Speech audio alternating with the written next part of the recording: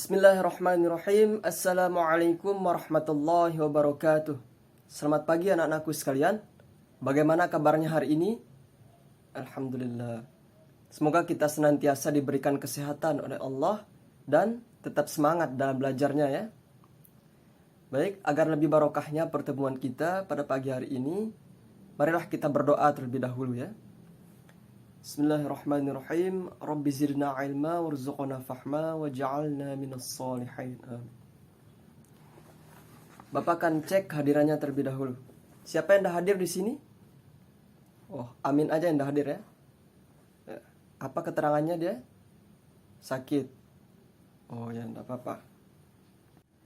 Baik anak-anakku sekalian, sebelum masuk ke materi, ada yang masih ingat materi kita minggu lalu itu apa? Ya, membahas tentang zakat ya, yaitu rukun Islam yang keempat.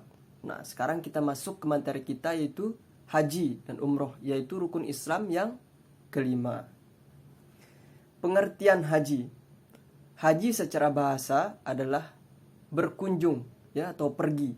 Sedangkan secara istilah, haji adalah berkunjung ke Baitullah dengan ketentuan dan waktu yang sudah ditentukan. Kemudian umroh. Umroh dari segi bahasa adalah menziarahi. Kemudian dari segi istilah adalah menziarahi Ka'bah dengan ketentuan dan waktu yang sudah ditentukan pula. Dari pengertian ini anak-anakku sekalian, dapat kita ketahui perbedaan dari haji dan umroh adalah dari segi ketentuan waktu ya. Nah, di mana kalau waktu pelaksanaan haji ini adalah dimulai pada tanggal 1 Syawal hingga 13 Zulhijjah. Sedangkan umroh itu dilakukan sepanjang tahun kecuali pada tanggal 10 Zulhijjah atau hari Arafah dan 11, 12, 13 Zulhijjah. Nah, kemudian selanjutnya anak-anakku sekalian, hukum melaksanakan ibadah haji dan umroh. Yang pertama, haji. Nah, dijelaskan dalam Quran surah Al-Imran ayat 96 yang berbunyi, A'udzubillahi minasyaitonirrajim. Bismillahirrahmanirrahim. Walillahi 'alan nasi hajjul baiti man istata'a ilaihi sabila. Yang artinya, dan di antara kewajiban manusia terhadap Allah adalah menunaikan ibadah haji ke Baitullah. Man istata'a ilaihi sabila, bagi orang-orang yang mampu mengadakan perjalanan ke sana. Nah, jadi jelas anak-anakku sekalian bahwa hukum haji ini adalah wajib bagi orang yang mampu mengadakan perjalanan ke sana. Kemudian hukum melaksanakan umroh. Nah, hukum melaksanakan umroh ini dijelaskan dalam Quran surah Al-Baqarah ayat 196 yang berbunyi, A'udzubillahi minasyaitonirrajim. Bismillahirrahmanirrahim. Wa atimmul hajja wal umrata lillah, yang artinya dan sempurnakanlah hajja wal umrata lillah, haji dan umroh karena Allah subhanahu wa ta'ala. Nah, jadi terkait hukum umroh ini anak-anakku sekalian, terdapat perbedaan pendapat ulama. Yang pertama, ada sebagian pendapat ulama yang menyatakan bahwa menyamakan hukum haji dan umroh, yaitu wajib bagi orang yang mampu. Kemudian pendapat kedua, sebagian ulama berpendapat bahwa hukum umroh ini adalah sunnah muakkad atau sunnah yang sangat diutamakan dalam Islam ini anak sekalian. Nah, itu terkait hukum haji dan umroh. Sekarang kita masuk ke materi selanjutnya, yaitu syarat-syarat wajib haji dan umroh. Yang pertama adalah beragama Islam. Nah, ini merupakan syarat mutlak anak-anakku sekalian bagi orang-orang yang ingin melaksanakan ibadah haji dan umroh. Harus beragama Islam. Kemudian yang kedua, ya, berakal sehat. Apa maksudnya berakal sehat ini? Bukan berarti orang yang cerdas, kemudian pintar dan lain sebagainya, melainkan orang yang mampu membedakan antara yang hak dan yang batil, antara yang halal dan yang haram anak-anakku sekalian. Itu yang dimaksud dengan berakal sehat. Kemudian yang ketiga adalah balik, ya. Balik. Kalau yang laki-laki ditandai dengan mimpi basah, kemudian kalau yang perempuan ditandai dengan menstruasi anakku sekalian. Nah, kemudian yang keempat adalah bukan hamba sahaya atau budak. Nah, kenapa budak ini tidak termasuk ke dalam syarat-syarat wajib haji dan umroh? Karena budak itu memiliki kewajiban kepada tuannya, anak sekalian, yang harus dipenuhi. Ya. Kemudian yang terakhir dari syarat-syarat wajib haji dan umroh ini adalah mampu atau kuasa. Ya. Mampu dari segi keuangan atau finansial, kemudian mampu dari segi jasmani dan rohani. Karena ibadah haji dan umroh ini adalah ibadah yang bersifat fisik, anakku sekalian, yang membutuhkan fisik dalam menjalankan rukun-rukunnya itu. Jadi kita harus sehat jasmani dan rohani kita, ya. Nah, bagus. Kemudian kita masuk ke materi selanjutnya, yaitu rukun-rukun haji dan umroh. Yang pertama adalah berihram atau berniat. Nah, berihram ini adalah berniat untuk melaksanakan ibadah haji dan umroh, dan harus dimulai miqatnya. Apa miqat itu? Ada yang tahu apa miqat? Ya, jadi miqat itu adalah waktu dan tempat dilaksanakannya ibadah haji dan umroh. Kemudian selanjutnya adalah wukuf atau hadir di padang Arafah, anakku sekalian. Wukuf atau hadir di padang Arafah ini dilaksanakan pada tanggal 9 Zulhijjah, ya, pada waktu zuhur. Dan kita disunnahkan untuk memperbanyak zikir, berdoa, bermunajat kepada Allah Subhanahu wa taala. Dan selanjutnya yaitu tawaf ifadah. Apa itu tawaf ifadah? Tawaf ifadah adalah mengelilingi Ka'bah sebanyak 7 kali, anakku sekalian. Yang dimana posisi Ka'bah itu berada di sebelah kiri kita, dan dimulai pada batu hitam atau Hajar Aswad, ya. Dan kita disunahkan untuk membaca kalimat talbiyah. Bagaimana bunyi kalimat talbiyah? Ada yang tahu? Ya, Bapak contohkan, ya. Labbaik Allahumma labbaik, labbaik la syarika laka labbaik, innal hamda wa ni'mata lak, wal mulka la syarika lak. Nah, kurang lebih seperti itu anak-anakku, bunyi kalimat talbiyah, ya. Kemudian selanjutnya, rukun haji selanjutnya yaitu sa'i. Apa itu sa'i? Sa'i adalah lari-lari kecil, anakku sekalian, dari Bukit Safa ke Bukit Marwah, ya, dan dilakukan sebanyak 7 kali putaran.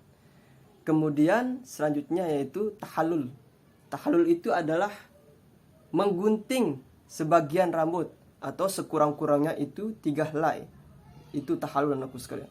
Kemudian yang terakhir rukun haji adalah tertib, ya. Apa itu tertib? Tertib artinya dilaksanakan secara berurutan. Dimulai dari ihram hingga tahallul itu harus dilaksanakan secara berurutan, sekalian. Nah, kita masuk ke dalam materi selanjutnya, yaitu wajib haji dan umroh. Nah, yang pertama adalah ihram dari miqat. Nah, tadi Bapak sudah jelaskan, ya, bahwa ihram dari miqat itu adalah miqat itu waktu dan tempat dimulainya pelaksanaan haji dan umroh, sedangkan ihram itu adalah berniat, ya. Jadi pada saat kita berihram itu kita harus memulai dari miqatnya. Kemudian yang kedua yaitu bermalam di Muzdalifah. Bermalam di Muzdalifah ini dilaksanakan pada tanggal 9 Zulhijjah, anakku sekalian, yaitu pada saat terbenamnya matahari, ya. Kemudian selanjutnya yaitu melempar jumroh, ya, melempar jumroh. Melempar jumroh ini dilaksanakan pada tanggal 10 hingga 13 Zulhijjah. Nah, dilaksanakan pada waktu duha, ya. Sangat diutamakan kalau kita laksanakan pada waktu duha. Kemudian kita melempar jumroh itu sebanyak 7 kali lemparan, anakku sekalian. Nah, kemudian selanjutnya yaitu bermalam di Mina. Setelah kita melempar jumroh, kita bermalam di Mina, yaitu pada tanggal 10 hingga 13 Zulhijjah. Nah, kemudian tawaf wada, ya. Apa tawaf wada itu? Yaitu tawaf yang dilaksanakan ketika akan meninggalkan kota Mekah, ya. Itu tawaf wada, anak sekalian. Kemudian yang terakhir yaitu dilarang melakukan hal-hal yang diharamkan pada saat berihram. Ya. Itu semua adalah termasuk ke dalam wajib haji dan umroh, anakku sekalian. Kemudian materi terakhir, ya, hal-hal yang dilarang atau diharamkan pada saat kita berihram. Yang pertama adalah dilarang menggunakan pakaian berjahit bagi laki-laki, ya. Kemudian yang kedua, dilarang menggunakan penutup kepala, ya, seperti kopiah, kemudian surban dan lain sebagainya bagi laki-laki, ya. Kemudian yang ketiga adalah dilarang menutup wajah dan telapak tangan bagi perempuan. Kemudian yang keempat, dilarang menikah, menikahkan dan menjadi wali nikah, ya, pada saat berihram itu. Semua yang berhubungan dengan pernikahan dilarang pada saat kita berihram, anakku sekalian. Kemudian yang terakhir atau yang kelima adalah dilarang berhubungan suami istri. Jadi itu adalah hal-hal yang diharamkan atau yang dilarang pada saat kita berihram, anakku sekalian. Baik anak-anakku sekalian, akhir pertemuan ini sedikit Bapak simpulkan terkait materi kita, yaitu haji dan umroh ini, ya. Dimana antara haji dan umroh ini terdapat perbedaan, anak-anakku sekalian. Yang pertama, dari segi hukum pelaksanaannya, ya. Dimana hukum pelaksanaan haji ini adalah wajib bagi orang yang mampu, dijelaskan dalam surah Ali Imran ayat 96 itu tadi, ya. Sedangkan umroh itu hukumnya adalah sunnah muakkad, ya. Kalau di Indonesia yang masyhur itu adalah sunnah muakkad, anak-anakku sekalian. Dijelaskan dalam Quran surah Al-Baqarah ayat 196 tadi. Kemudian yang kedua itu perbedaannya adalah dari segi waktu pelaksanaannya, ya. Yang dimana kalau haji ini dilaksanakan pada tanggal 1 Syawal hingga 13 Zulhijjah, ya. Sedangkan umroh dilaksanakan sepanjang tahun kecuali pada tanggal 10 hari Arafah, 10 Zulhijjah hari Arafah, dan 11, 12, 13 Zulhijjah, anakku sekalian. Kemudian perbedaan terakhir itu dari segi rukunnya, ya. Kalau ibadah haji melaksanakan ihram, kemudian wukuf, kemudian tawaf, sa'i, tahalul, dan tertib. Ada 6 rukun daripada haji ini. Sedangkan umroh itu hanya 5 rukun, anakku sekalian. Yang dimana ihram, kemudian tawaf, kemudian sa'i, tahalul, dan tertib.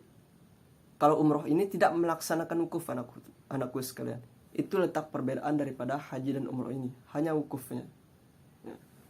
Baik anakku sekalian, mungkin ini ya materi kita pada pertemuan kali ini. Bapak akan memberikan kalian tugas agar lebih paham dengan materi haji dan umroh ini pada halaman 50. Silakan dibuka bukunya. Minggu depan dikumpulkan, ya. Nah, sekaligus minggu depan itu kita akan demonstrasi, ya, praktik haji dan umroh. Silakan persiapkan diri kalian. Baik anak-anak sekalian, marilah kita tutup pertemuan kita pada hari ini dengan sama-sama membaca doa kafaratul majelis. Subhanakallahumma wa bihamdika asyhadu an la ilaha illa anta astaghfiruka wa atubu ilaik. Wassalamualaikum warahmatullahi wabarakatuh.